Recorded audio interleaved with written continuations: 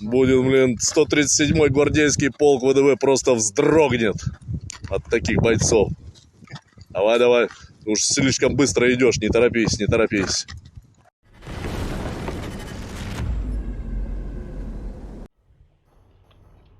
A recent video of a Russian soldier, likely in his 70s, hobbling to the front line in Ukraine reflects how Russia's army is becoming increasingly elderly. Now, all the personnel are grandfathers. They are being mowed down, say Russian soldiers. An investigation by the independent Russian news outlet Verstka highlights the changing age profile of the Russian army. Soldiers on the front line have recorded and spoken about the increasing number of grandfathers, soldiers over 50s, their units are receiving. The recruitment of the elderly is being driven by huge casualties.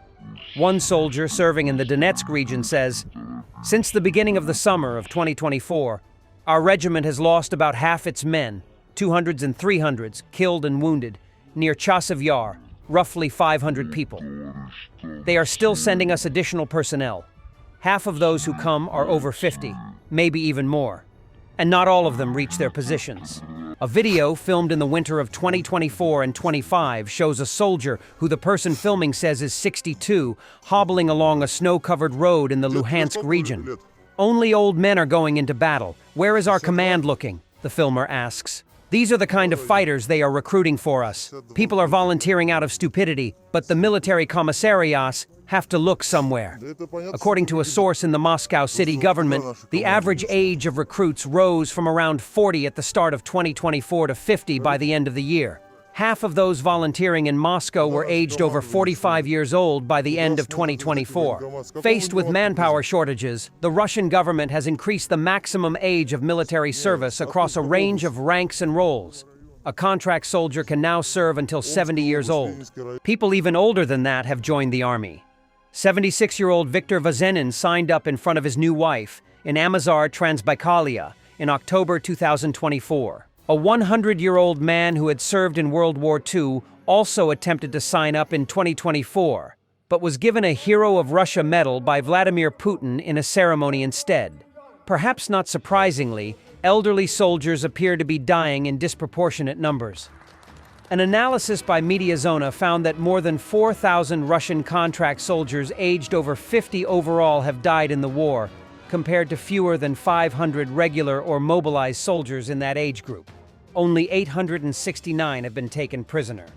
A chart compiled from Mediazona's database of reported fatalities shows a steady increase in the number of Russian casualties during the course of the war, peaking in mid-2024, with the age of those killed also increasing over time. The oldest Russian soldier known to have died in Ukraine was 72-year-old Mikhail Shuvalov, a resident of Khabarovsk Krai. He was rejected when he tried to join the Donetsk People's Republic Army after 2014, but managed to join the Russian army in 2022 and was soon killed. Younger soldiers say that their elderly comrades can't handle it and can't cope with carrying heavy backpacks or digging trenches and ditches. And there are illnesses. They are all sick. Either their legs hurt or their heads hurt. They are also slow. A video showing an old man struggling to use his weapon, pointing it at himself during training, illustrates the difficulties that elderly recruits are having and causing in fitting into the army. There are several reasons why older men are signing up. Russian military recruitment centers are under constant pressure and quotas to obtain new recruits, so they are not too concerned with ensuring that men are actually able to fight. For the same reason, legally mandated fitness examinations are concocted, disregarded, or not done at all. A soldier may have lost limbs or eyes, be infected with a deadly disease, or confined to a wheelchair, but can still be rated fit. The men themselves likely know that they are going to their deaths, but rationalize it in various ways, some of which clearly reflect the effect of state propaganda. They explain to recruitment officers that they say they fear NATO tanks in Russia. Let the young ones sit at home. Everyone in my yard is gone. My friends won't understand me. My whole family is there, and so on. The underlying explanation is often likely to be economic.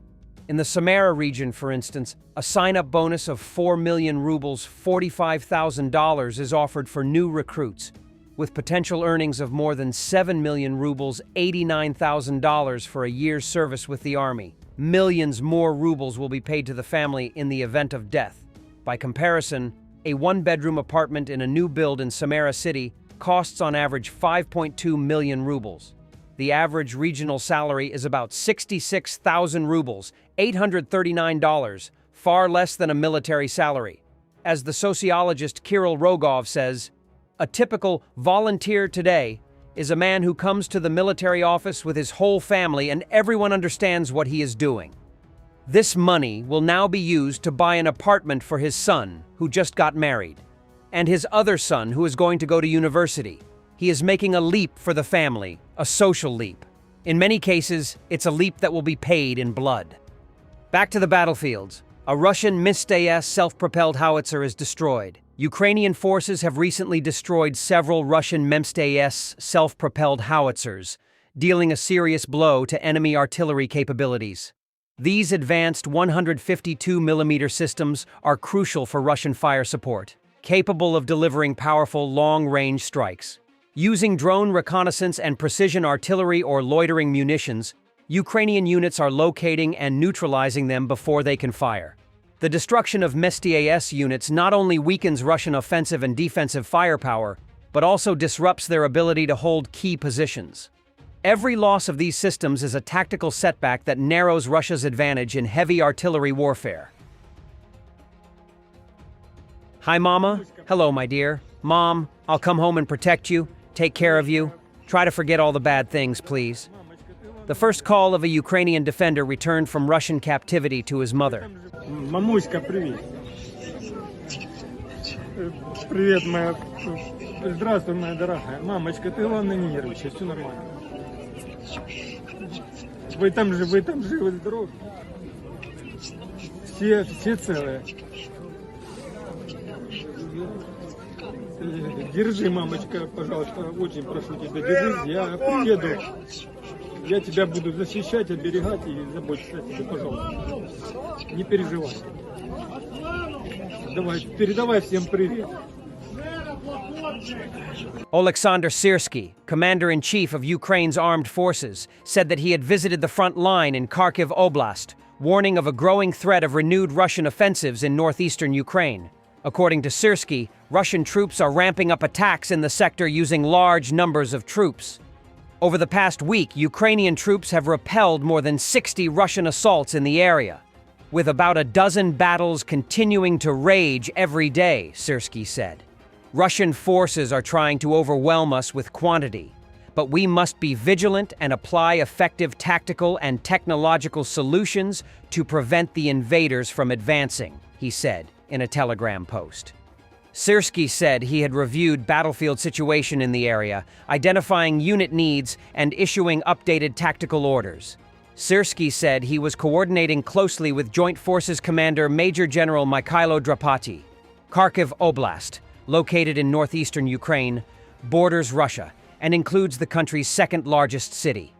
It has been a frequent target of Russian assaults and missile attacks since the full-scale invasion began in February 2022. Since Ukraine's successful counteroffensive in the northeast in the fall of 2022, Russia has occupied less than 5% of Kharkiv Oblast, along the region's eastern edge. In spring 2024, Russian forces opened a new front in the north of Kharkiv Oblast, near the town of Vovchansk, but were pushed back by Ukrainian troops. The Ukrainian battlefield monitoring platform Deep State reported on July 4th that Russian forces had advanced up to 3 kilometers, 1.86 miles, into Kharkiv Oblast near the border village of Milov, opening yet another front in the northeast. Pavlo Shamshin, spokesperson for Ukraine's operational tactical group Kharkiv, said that the number of Russian assault operations in the sector had sharply increased. Fighting remains intense near the town of Vovchansk and surrounding villages. Shamshin said Russian troops are advancing in small groups of 3 to 10 soldiers, relying on drone support. Andriy Pomahaibus, chief of staff of Ukraine's 13th National Guard Kartia Brigade, said in May that Russia had been massing forces near the border, possibly preparing for a new offensive in the sector. Despite repeated calls from Ukraine, the US, and European leaders for an unconditional ceasefire, Russia has continued ground attacks along the front and long-range missile and drone strikes targeting Ukrainian cities and infrastructure. Thanks for watching, and don't forget to subscribe. Also, if you want to support Warthog Defense, please become our member and get early access to new videos, exclusive members-only videos, and become administrator in comment section. The membership link is in the description.